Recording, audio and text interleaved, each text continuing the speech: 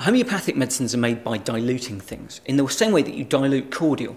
But when you dilute orange cordial to make a cup of orange cordial, you dilute it by about 1 in 5. You put in maybe an inch of cordial and then 5 inches of water.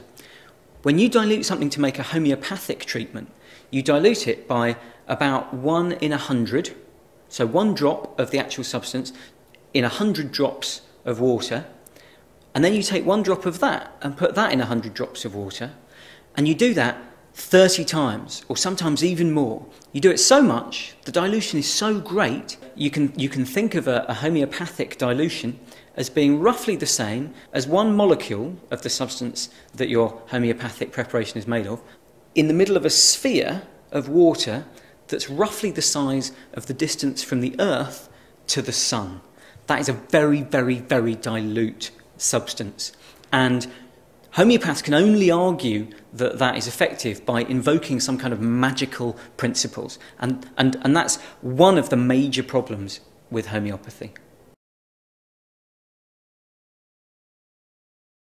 But the biggest problem with homeopathy is that when you test it in the real world, it just doesn't work. The way you test if a treatment works or not is by doing a randomised control trial. So you take 100 people who all have a medical problem, then you divide them into 2 after they've been seen by the homeopaths. Half of them get the homeopathic pill that the homeopath gave them.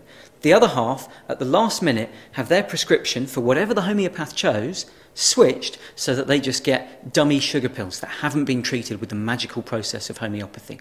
And when you do that, overall, looking only at the fair tests of homeopathy, you find that the people getting the homeopathic pills don't do any better than the people getting the plain old sugar pills.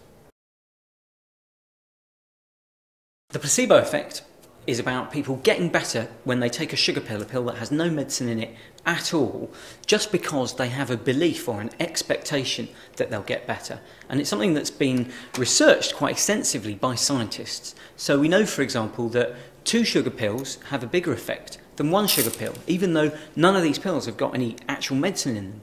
We know that having an injection of salt water to treat your pain is more effective as a painkiller than taking a sugar pill, even though there's no medicine in either of those treatments. And that shows the amazing power of the mind.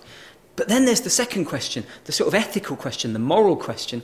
Is it all right to deceive patients in order to help them get better? And that's something that only you can decide on.